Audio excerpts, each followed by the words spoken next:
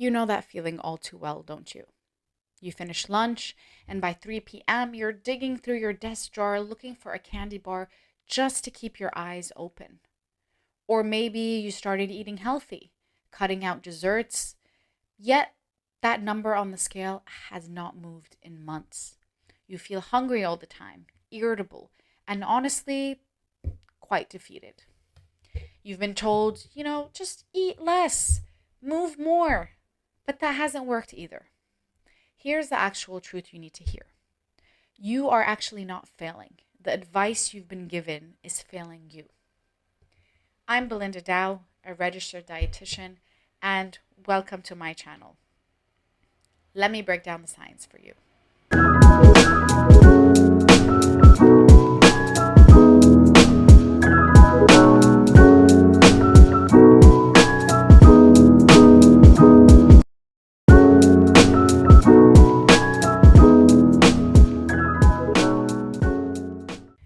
We've been solving the wrong problem. We've been treating metabolism like a simple math equation, calories in, calories out. When in reality, it's actually a complex hormonal symphony. And today we're going to meet the conductor of the symphony. Welcome, insulin. More specifically, we're going to understand what happens when that conductor starts giving the wrong signals in a state we call insulin resistance. This isn't just about blood sugar or diabetic risk. This is about your daily energy. It's about your cravings. It's about your ability to lose weight, your mood, and your long-term health. For the next 12 to 15 minutes, I'm going to connect the dots between every confusing symptom you've been experiencing and basically how they're all branches of the same root. I'm going to start off with an analogy I really like. It's called the gas station analogy. Maybe this will simplify and make things a little more clearer for you by the end of this video.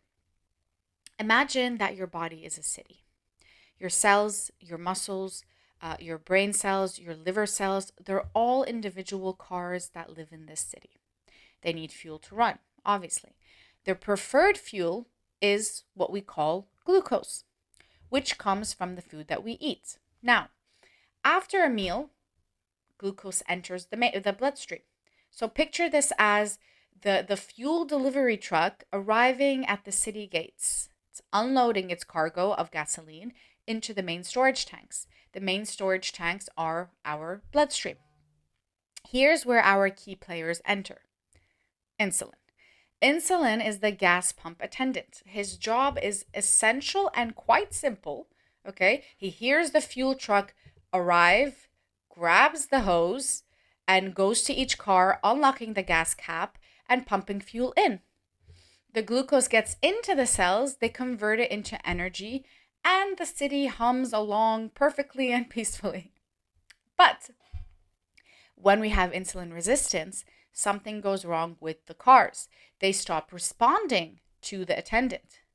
He's knocking on the window, he's waving the hose. The driver has completely ignored him and rolled up the windows and locked the doors. That they basically become resistant to the attendant's signal. So what happens now? A crisis on two fronts. One, the cars are starving. They're out of fuel. This is you feeling fatigued. It's you feeling brain fogged and sluggish. Your muscles have absolutely no energy now. Your brain is running on fumes. Secondly, all that unused fuel is now just spilling to waste in your bloodstream. Your bloodstream is suddenly flooded with glucose it can't even use. And this becomes actually very dangerous. It damages blood vessels, nerves, organs. So your body goes into a panic and it sends emergency broadcast. Attendant number one is ignored, send more attendants. Okay, so your body has to do something. This is what it's going to do. Your pancreas is basically your headquarters. It responds by pumping out a flood of new attendants, more and more insulin, basically. This is the critical turning point. We end up with hyperinsulinemia, high levels of insulin in your blood. And this isn't just a response anymore. It's the core problem. Okay, so hyperinsulinemia is going to lead to so many consequences. I'm going to explain this further by how it plays out into our daily life. The army, okay, the army of excess insulin attendants doesn't just stand around. They get aggressive. They have to deal with all the spilled fuel in the streets. So what do? They start commanding your liver. Take this excess sugar, package it up, and store it. And your liver obediently turns that sugar into fat, especially what we call triglycerides. Then they go to your fat cells, especially the ones around your abdomen, your visceral fat. They shout, open up! And they force that newly created fat inside. But then they do something even worse. They lock the doors from the outside.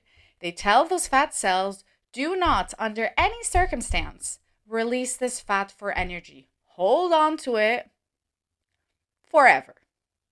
This is the biological reality behind the frustration of that stubborn weight gain that you're not being able to lose. You're not just eating too much, your hormonal environment is in permanent fat storage mode. Insulin is a fat storing hormone. So, can you imagine when we have hyperinsulinemia? When it's high, your body's priority is to store, not to burn. You're fighting basically a biochemical imperative. Okay. I'm going to connect them now to your life. Okay. So we're going to map out directly into your life what this looks like. 3 p.m. crash. That's the predictable aftermath. Lunch. Usually it's probably a heavy, carb heavy meal. This causes massive glucose dump into your streets. An army of insulin was deployed. They overcorrect, shoving too much glucose into the few cells that would listen. Okay, now your blood sugar plummets and the cars are starving again. Your brain, the most glucose hungry organ of all, hits that panic button. Fatigue, brain fog, cravings. What happens here? It isn't your lack of willpower. This is the biological alarm system that went off. Your cells are literally starving for fuel. Your brain receives the SOS signals and demands the quickest possible fuel source to stop the crisis that's happening. What is that? Simple carbohydrates. It's not asking for salmon and broccoli. It's screaming, give me bagels, give me chips, give me cookies, anything that can be broken down into glucose in minutes. So, what about the belly fat and the weight that's just stuck? This is the direct instruction, as I explained, of hyperinsulinemia.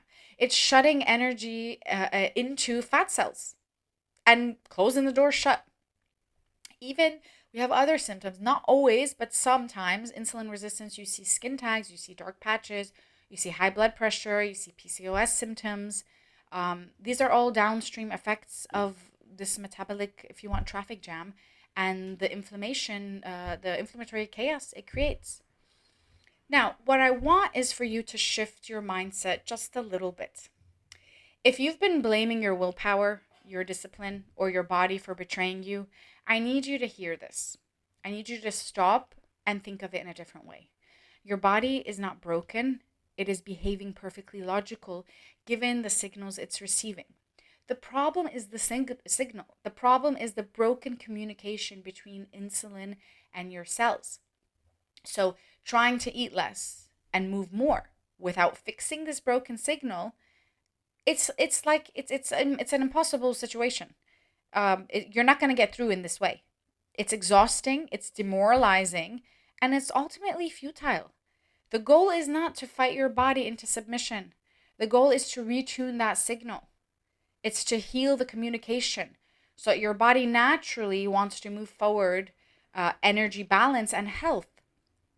So what I can say is here's the most hopeful part. This system is highly responsive. Insulin resistance is not a genetic life sentence for most people. It is a functional problem that can be improved, it can be reversed, and it can be managed. But this requires a complete shift in perspective. So we stop asking, how many calories should I cut? We start asking, how do I improve my cellular sensitivity to insulin? How do I lower the metabolic noise so that my hormones can actually speak clearly again? Okay, so that shift, if you want, from calorie counters to signal tuners. This is what this channel is all about. In the videos to come, we're going to dismantle the myths. We're going to explore the surprisingly non sugar drivers of insulin resistance that are likely keeping you stuck. Okay, we'll talk about the powerful tools from food sequencing to targeted exercises to lifestyle, supplements, everything in between, so we can resensitize your cells. Okay, we'll also look into roles of medications like GLP-1s, not as magic shots, but as tools that we can create a window if you want of opportunity for some change. If this explanation finally, let's say, made a puzzle pieces click into place, if it gave you a framework for your struggle, then you're in the right place. Do me a favor, subscribe, hit that notification bell. I'm committed to creating a library of resources that are going to turn complex science into actionable game plan. And I want to hear from you in the comments. Type 1 if the fatigue resonates most, 2 for the unstoppable cravings, or 3 for the stubborn fat. This helps me create more of what you need. Thank you for your time and attention. And this is the first step out of confusion and into understanding. I'll see you in the next video.